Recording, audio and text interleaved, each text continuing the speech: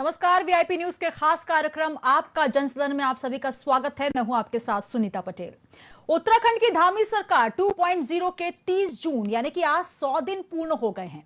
पुष्कर सिंह धामी ने 27 मार्च 2022 को बतौर मुख्यमंत्री अपना पदभार ग्रहण किया था।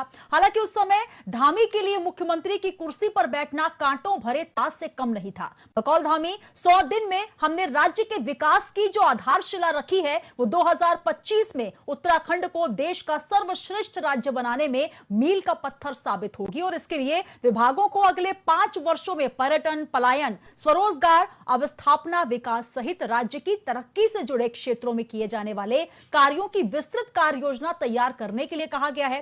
धामी सरकार के इन 100 दिनों के कामकाज का लेखा जोखा अगर देखा जाए तो सीएम पुष्कर सिंह धामी ने कई बड़े सराहनीय फैसले लिए तो कुछ के लिए विपक्ष को सरकार पर हमला करने का मौका भी मिला।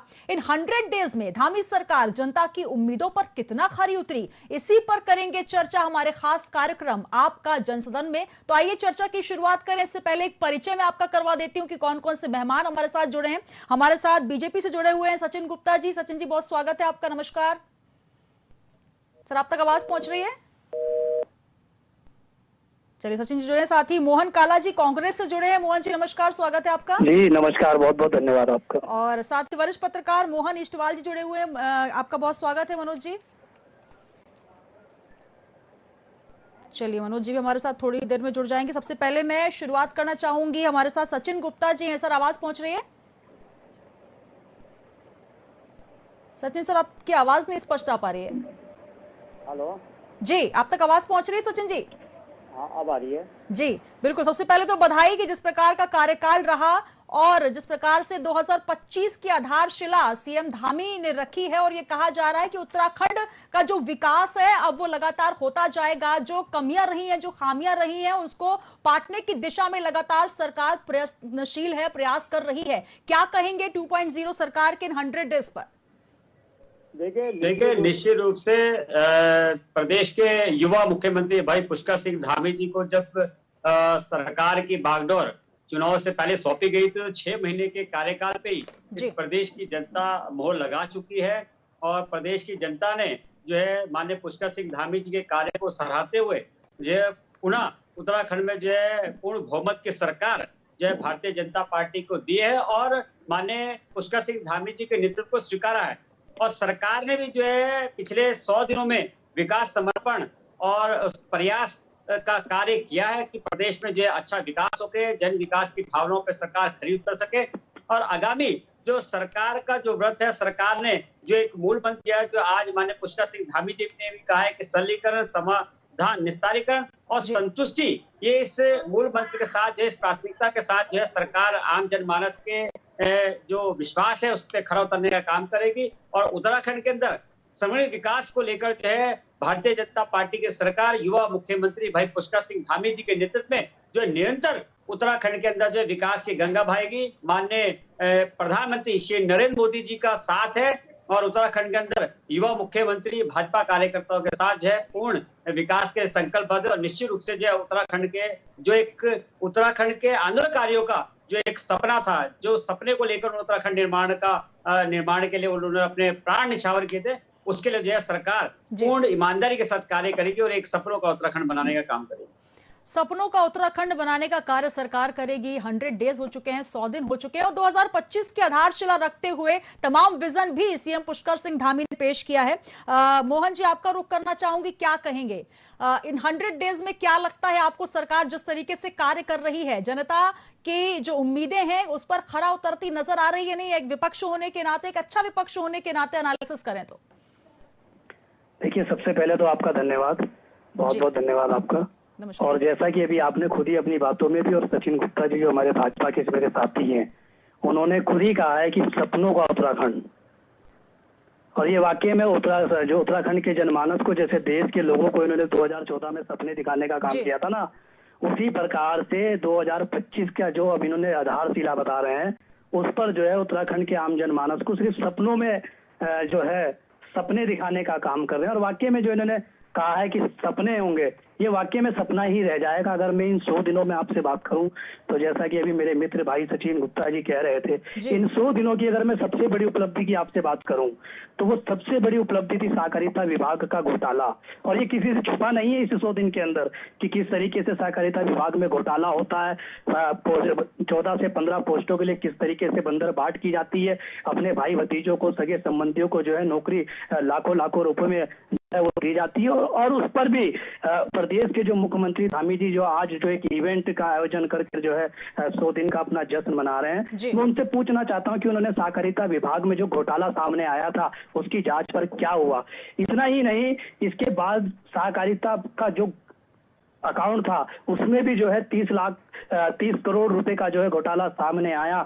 ये भी 100 दिन की सबसे बड़ी उपलब्धि थी। और अगर मैं आपसे एक सबसे बड़ी उपलब्धि की बात करूं जिसने पूरे भारत के अंदर जो उत्तराखंड को जो है मैं समझता हूं कहीं ना कहीं अपमान की नजर से देखने का काम किया, वो था कि जो एक ऐतिहासिक यात्रा जो हम 4 धाम यात्रा होती है, ऐतिहासिक यात्रा, ये किसी से नहीं छुपा कि ऐतिहासिक यात्रा में किस तरीके से जो है अव्यवस्थाओं का दौर इन 100 दिनों में जो है श्रद्धालुओं को जो है उसका सामना करना पड़ा, जहां अनेक श्रद्धालुओं ने अपनी जान गंवाई। और वहां पर श्रद्धालुओं के साथ साथ जानवरों ने, जो वहां का स्थानीय जो निवासी है, जो वहां का जो उनका व्यवसाय से जुड़ा है, चाहे वो घोड़ा खच्चर हो, किस तरीके से जो है सरकार की नाकामियों के चलते 100 से अधिक जानवरों ने अपनी जान गंवाई। हालांकि इस विषय को लेकर बहुत सरकार की तरफ से भी बयान दिए गए हैं, बहुत सारी बातें हुई, क्योंकि कोरोना काल के बाद जिस मात्रा में लाखों की संख्या में श्रद्धालु पहुंचे, बहुत सी व्यवस्थाएं, और मुझे लगता है कि किसी भी सरकार के लिए इतनी व्यवस्थाओं को करना कहीं ना कहीं एक दिक्कत का काम जरूर होता। हालांकि अव्यवस्थाएं हैं और लोगों ने जान गंवाई है, तो जवाबदेही सरकार की बनती है। मैं आपको बताता हूँ ना, ये अव्यवस्थाएं क्यों आई,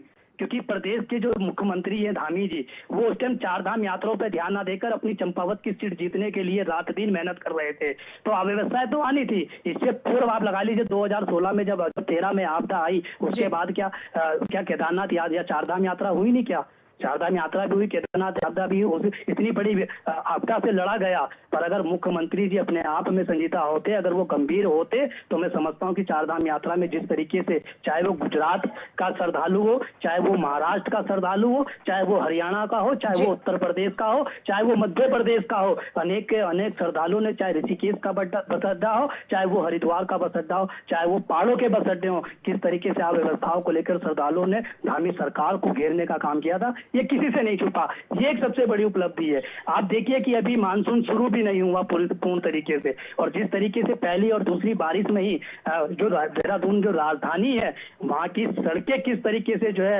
चाक चौबंद जो है बरसात के पानियों से हुई है, किस तरीके से जाम लगने का काम हुआ, ये भी एक अपने आप में बहुत बड़ी उपलब्धि मैं समझता हूँ इन 100 दिनों की धामी सरकार की।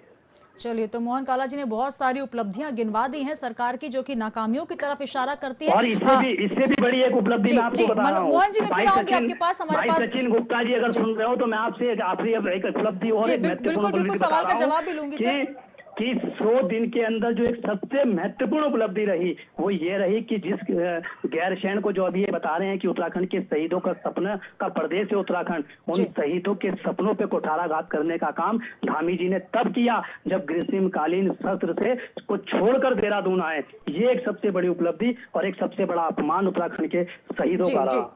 चलिए, मैं हमारे साथ वरिष्ठ पत्रकार मनोज इस्टवाल जी जुड़े हुए हैं, बहुत देर से बीजेपी और कांग्रेस दोनों को ही सुन रहे हैं। मनोज जी, अनुभव के आधार पर, क्योंकि 2.0 एक पूरी यहां पर अब रणनीति के तहत अपने कार्यकाल की उपलब्धियां सरकार गिनवाती नजर आ रही है। भाजपा कार्यालयों में जहां देखें मंडलों में जश्न हो रहे हैं, लगातार जश्न का माहौल है, लेकिन कैसे देखते हैं आप इन 100 दिन के कार्यकाल को? हालांकि कांटों भरी राह रही है सीएम पुष्कर सिंह धामी की, पहले खटीमा को हारना, फिर चंपावत के लिए जद्दोजहद, उसके बाद एक बार फिर संगठन हो या फिर जनता, सभी ने विश्वास जताया है। कितनी विश्वास पर खरी उतरती सरकार आपको नजर आ रही है?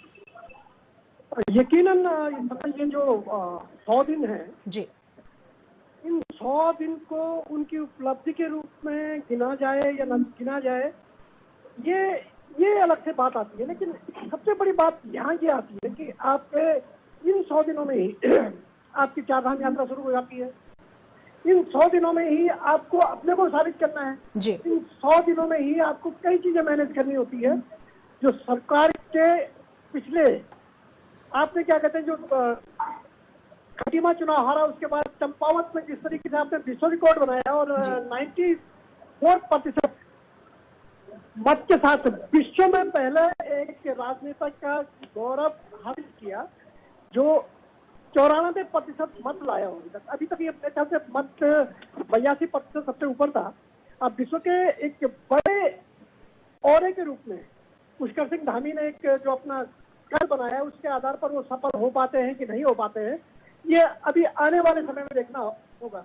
100 दिन के अपना सारे विकास योजनाओं को लेकर 100 दिन जितने भी होते हैं, जितनी भी सरकारें होती है वो तो अपने विकास योजनाओं को धरातल पटल पर रखना उसके लिए जिम्मेदारी बनती है। जनता के बीच जनता की बात करने की बात आती है। आज जब पुष्कर सिंह धामी जी बोल रहे थे जी, उनकी कुछ बातें वास्तव में अगर वो इम्प्लीमेंट होती है तो मुझे लगता है कि आने वाले 5 साल भी उनके नाम पे क्रेडिट हो जाएंगे।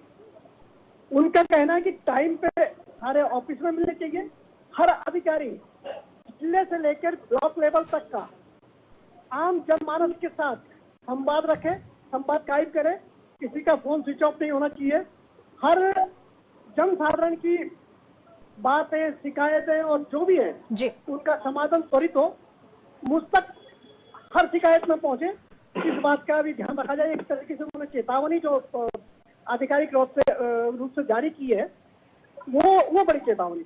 उन्होंने विरासत के रूप में कुमाऊं की विरासतों को प्रमोट करने की और ये जो ऋषिकेश को इंटरनेशनल रूप में पर्यटन के मैप पे शामिल करने की बात कही, ये अपने आप में भी एक बड़ा पॉइंट हो सकता है। लेकिन अभी इन 100 दिनों में अगर उनकी उपलब्धियां गिनाना शुरू कर देंगे तो मुझे नहीं लगता कि मुझे लगता है कि जल्दबाजी होगी और एक मुख्यमंत्री जो 100 दिन होने के बाद भी मुश्किल से 30 या 40 दिन देहरादून में बैठा हो और 100 दिन का अगर उसका कार्यकाल के लिए ब्रीफ, जैसे मोहन काला जी उसको 4 धाम यात्रा से जोड़ रहे थे, यकीनन 4 धाम यात्रा एक त्रासदी के रूप में इस समय जिस तरीके से 1225 खच्चर मरे, ये यकीनन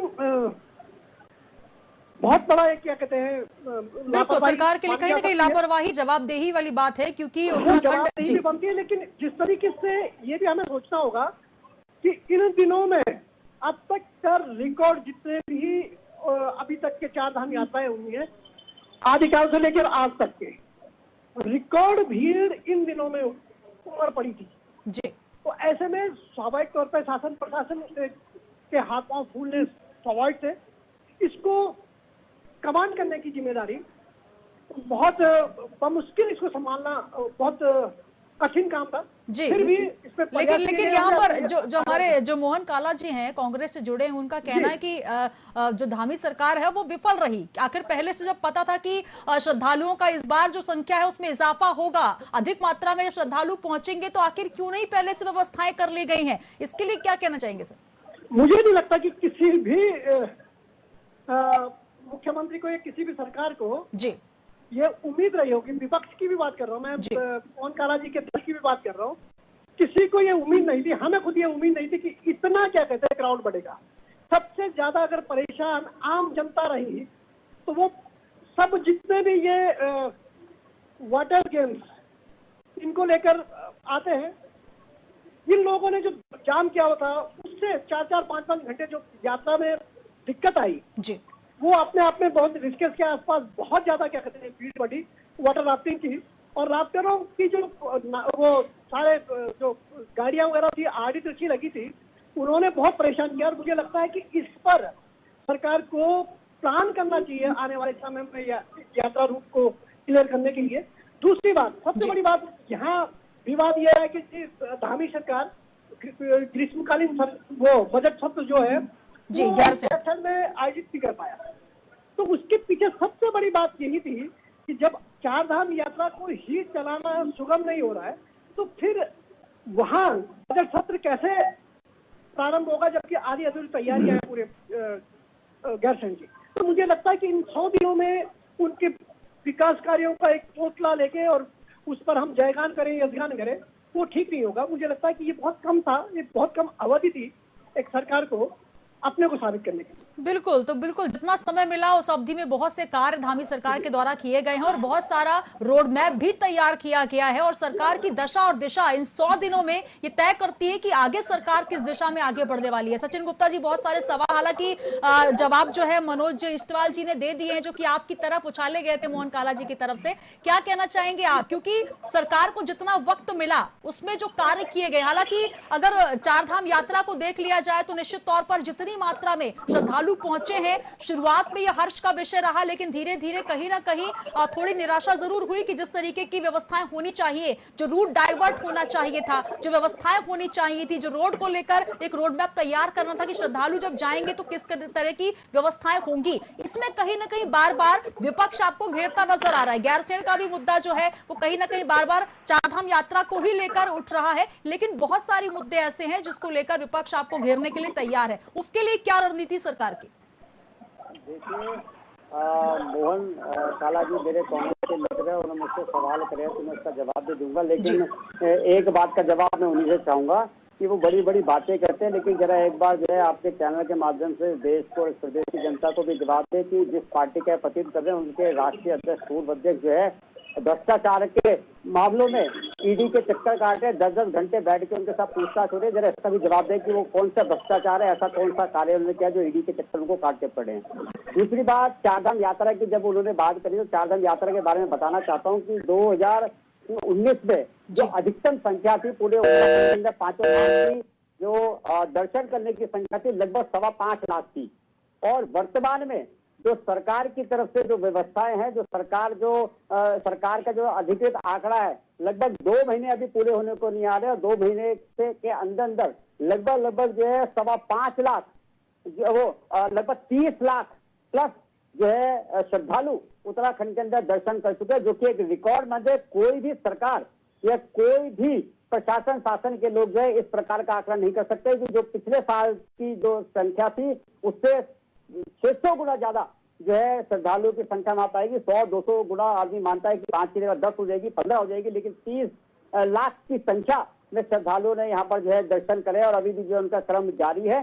तो ये रिकॉर्ड मत है, जो व्यवस्थाएं बनाएगी सरकार की तरफ से बहुत सुंदर व्यवस्थाएं बनाएगी। समय समय पे सरकार ने ये व्यवस्थाएं बनाई कि श्रद्धालुओं को नियमित किया कि 12,000 जनसंख्या जो है यहाँ पर हम लोग चारधाम में इधर केदारनाथ जी में करेंगे, यहाँ पे हम 5,000 करेंगे, यहाँ पे हम 6,000 करेंगे, लेकिन जब श्रद्धालुओं का एक रिकॉर्ड मत जब रेला एक तरीके से जो है पहाड़ की और बड़ा श्रद्धालुओं की दर्शन रोकने का अधिकार जी। सचिन गुप्ता जी, एक सवाल बार बार ये भी उठकर आ रहा है कि जब इस प्रकार की अव्यवस्थाएं हो रही थी तो दुबई में बैठकर जो सतपाल महाराज हैं, पर्यटन मंत्री हैं, वो कहीं ना कहीं और निमंत्रण देते हुए नजर आ रहे थे कि आइए, व्यवस्थाएं आपके पास दुरुस्त नहीं है और आप श्रद्धालुओं को आमंत्रित कर रहे हैं, मेहमान है, और हमारे भारत में अतिथि देवो भव कहलाता है। जब अतिथि के लिए सत्कार की व्यवस्था नहीं है तो इतनी मात्रा में श्रद्धालुओं को आखिर क्यों नहीं पहले ही इस तरीके से रोड मैप बनाया गया है कि कितने श्रद्धालुओं को एंट्री देनी है, किस धाम में कितने श्रद्धालु पहुंचेंगे, क्या उनके लिए व्यवस्थाएं काफी हैं?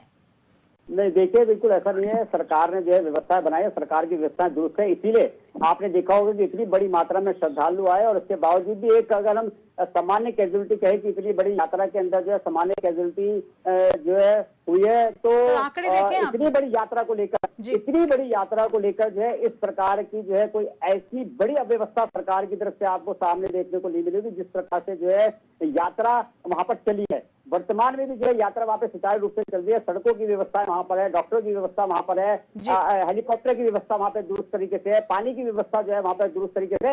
इससे श्रद्धालुओं ने कहीं भी इस प्रकार की अव्यवस्था की शिकायत नहीं की है। श्रद्धालुओं को ये जरूर समस्या हो रही है क्योंकि भीड़ ज्यादा है, अधिकतम भीड़ है, लोगों की संख्या ज्यादा है, इसलिए वहां पे थोड़ी सी जो है समस्या का सामना करना बहुत स्वाभाविक है, क्योंकि हमारा पहाड़ है, जितनी भी हमारे श्रद्धालु जो यात्रा पे जा रहे हैं, जो हमारे यात्रा स्थल है वो बहुत बड़े नहीं है, वो छोटे एरिया है, वहां पर एक सीमित व्यवस्थाएं की जा सकती है। जब संसाधन व्यवस्था सरकार ने बनाई, सीमित करे कि यात्री इतने आ सकते हैं, तो वहां के व्यापारियों ने विरोध किया। व्यापारियों ने कहा कि अगर आप यात्रा सीमित करेंगे, संख्या सीमित करेंगे तो हमारे को नुकसान होगा। तो इसलिए व्यापारी भाइयों की भी सुननी पड़ती है, श्रद्धालुओं को भी देखना पड़ता है कि उनकी यात्रा को दिक्कत न हो। इसलिए सब व्यवस्था बनाते हुए सरकार ने एक अच्छा रोड मैप किया। और तीसरा सवाल जो अभी कांग्रेस के मेरे मित्र ने किया था कि आपने गैरसैंण जो है उत्तराखंड के जो है गैरसैंण में जो 20-40 सत्र आपने करना था वो नहीं किया, तो ये भी मैं आपको बताना चाहता हूँ 20-40 सत्र की जो शुरुआत थी वो भी जो है भारतीय जनता पार्टी की सरकार ने करी थी। और वर्तमान में उत्तराखंड के डीजीपी द्वारा ये आग्रह करने पे, क्योंकि यात्रा चल रही है, श्रद्धालुओं को अव्यवस्था ना हो, श्रद्धालु, क्योंकि पुलिस प्रशासन की जो अधिकतम जो पूरी उनकी टीम है, पूरी फौज है, वो सारी जो श्रद्धालु उसमें लगी हुई है। इसलिए उन्होंने आग्रह किया था कि अगर आप सत्र वहां करें तो हमारे मोहन काला जी, क्या एक और इंतजार कर रहे थे आपकी व्यवस्थाएं और हो, ताकि एक बार फिर विपक्ष घेरने के लिए तैयार खड़ा हो जाए? गैरसैंण में अगर व्यवस्था नहीं है, अगर वहां पर उस तरीके की अव्यवस्था हो सकती है, ऐसा अंदेशा सरकार को है, और वहां पर अगर नहीं होता है, सत्र देहरादून में होता है, तो फिर विपक्ष को क्या इसमें दिक्कत है? मैं आपसे पूछना चाहता हूँ, क्या अगले साल चारधाम यात्रा नहीं होगी? मैं सचिन गुप्ता जी से पूछना चाहता हूँ, मैं जवाब क्या ये देना इसी बार चाहता चारधाम हूँ, यात्रा की आपके बाद इस तो सीजन में चारधाम यात्रा नहीं होगी, या ये सीजन की चारधाम यात्रा को बदल देंगे? मैं सिर्फ इतना पूछना चाहता हूँ आपसे सचिन गुप्ता जी से। मैं यही कह रहा हूँ ना कि ये सपने दिखाकर सत्ता में आते हैं और सपनों में ही चलते हैं। अभी आपने जैसा अपनी खुद बात में कहा कि अतिथि देवो भव, जो भारत का सबसे बड़ा संस्कार है, और उस संस्कार के बीच में जो यहाँ के पर्यटन मंत्री होते हैं, वो जो है विदेश में होते हैं, हमारे अतिथियों को छोड़कर इससे बड़ा अपमान अतिथियों का और क्या हो सकता है? आपने सोशल मीडिया पे पूर्ण रूप से रोक लगाई कि किसी भी तरह का वीडियो वायरल नहीं होगा, जब लगातार वहाँ पर जो श्रद्धालु वीडियो जारी कर रहे थे कि इस तरह की अव्यवस्था हो रही है, हमें रहने के लिए व्यवस्था नहीं है, हमारे खाने पीने की व्यवस्था नहीं हो पा रही है, पानी की व्यवस्था नहीं है, एक भी कार्डियोलॉजिस्ट डॉक्टर नहीं था, जिसमें हमारे अनेक लोग जो बुजुर्ग लोग थे, उन्होंने अपनी जान गंवाई है। ये किन हवाओं की बात कर रहे हैं? और ये कह रहे हैं कि स्वास्थ्य व्यवस्था बड़े अच्छी चरम पे बचा रखी है। इतनी अच्छी स्वास्थ्य व्यवस्था सचिन गुप्ता जी की सरकार ने और धामी जी ने कर रखी है कि रेखा आर्या जी को भी अपना इलाज कराने के लिए दिल्ली जाना पड़ता है, और वर्तमान में परिवहन जो मंत्री है उनको भी दिल्ली जाना पड़ता है। बहुत सारी खामियां आपने गिनवा दी है मोहन काला जी, लेकिन कहीं ना कहीं ये भी देखिए, आपकी सरकार में भी रहे, अगर कोई सवाल सुन लीजिए। सिर्फ एक रिकॉर्ड बनाना था कि हमको चारधाम में रिकॉर्ड तोड़ना था। अरे अच्छी बात है, आपको रिकॉर्ड तोड़ते, पर कम से कम जो श्रद्धालु हमारे प्रदेश में आया था, उन श्रद्धालुओं का सत्कार तो करते, उनका सम्मान तो करते। जिन श्रद्धालुओं ने, आप ये देखिए कि खुली लूट चारधाम यात्रा में जो है हुई है, मनमाने तरीके से जो है किराए वसूले गए हैं, मनमाने तरीके से जो है रेट तय किए गए हैं, जिसपे लगातार प्रहार हुआ है, लगातार जो है लोगों ने जो है बातें कही है। तो पूछना चाहता हूँ सचिन गुप्ता जी से कि सहकारिता घोटाले में आपने क्या करा, जरा बताइए।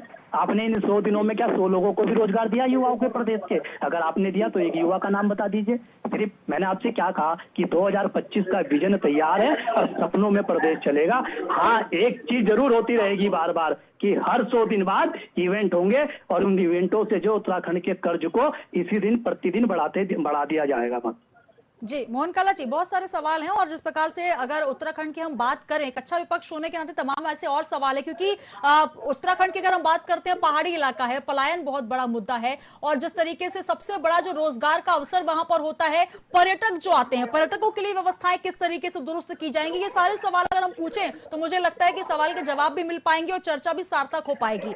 गरतांग गली, तमाम ऐसे जो जगह है वो एक्सप्लोर किए जा रहे हैं, ताकि अब पर्यटन को और ज्यादा बढ़ावा मिल सके। क्या सरकार इस दिशा में जो सपने देख रही है, आपने बार बार ये सपने का जो जिक्र किया है, अगर आप सपने देखेंगे, महत्वाकांक्षी नहीं होंगे, तो आगे योजनाओं को लागू कैसे कर पाएंगे? मैं महत्वाकांक्षी होने के लिए मना नहीं कर रहा हूँ, आप महत्वाकांक्षी होइए ना। अच्छी बात है, उत्तराखंड का पर्यटन बढ़ेगा, उत्तराखंड के सुख साधन बढ़ेंगे, उत्तराखंड की आय की वृद्धि होगी। पर जब सरकार सिर्फ सपने ना दिखाकर धरातल पर काम करेगी, वो तब संभव हो पाएगा ना। आप सिर्फ सपने दिखाकर जो है, कितना हुआ सर, समय कितना हुआ? थोड़ा रावत सरकार ने पिछला भी आंकड़े देख लीजिए। मैं आप ही की बात पर सहमत हो रहा हूँ कि समय कितना हुआ। अभी जैसे कि हमारे जो पत्रकार महोदय वो भी कह रहे थे कि 100 दिन का समय कम है, तो फिर इवेंट क्यों है? फिर ये इतना बड़ा आयोजन क्यों है?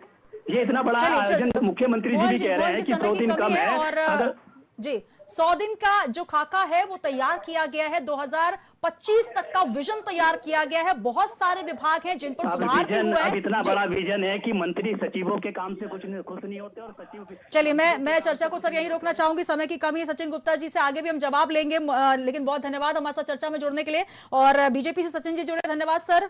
मनोज इस्टवाल जी, आपका भी बहुत धन्यवाद सर, वरिष्ठ पत्रकार हमारे साथ जुड़े। और मोहन काला जी, आपका भी बहुत शुक्रिया। तो कहीं ना कहीं जिस प्रकार से अगर विजन की बात की जाए, तो एक आधारशिला रखने की बात सीएम पुष्कर सिंह धामी ने की है। 2025 का विजन है। हालांकि विपक्ष इसे सपनों की बात कह रहा है कि सपने दिखाए जा रहे हैं उत्तराखंड को, लेकिन सबसे महत्वपूर्ण बात, इन 100 दिनों में पुष्कर सिंह धामी ने जो भी योजनाएं या फिर उन पर जो क्रियान्वयन किया है वो धरातल पर नजर आ रहे हैं या नहीं। जो दशा और दिशा तय की गई है वो आगामी उत्तराखंड को किस तरीके से आगे लेकर जाती है, क्योंकि बहुत सारे मुद्दे ऐसे हैं जिसमें पर्यटन से लेकर पलायन और साथ ही वहां पर रोजगार देना, इसके अलावा सड़कों की जो व्यवस्था है, जो भी व्यवस्थाएं हैं उसको सरकार दुरुस्त कर पाएगी या नहीं, ये तमाम मुद्दे हैं जिसको लेकर सरकार कितनी सार्थक पहल कर पाती है। और ये जो पहल की गई है 2025 के ख्वाब दिखाते हुए, क्या वाकई वो ख्वाब सार्थक हो पाएंगे, ये देखना दिलचस्प होगा। आज के इस खास कार्यक्रम में इतना ही। दीजिए इजाजत, कल हम फिर हाजिर होंगे एक और मुद्दे के साथ। बने रहिए न्यूज़ के साथ।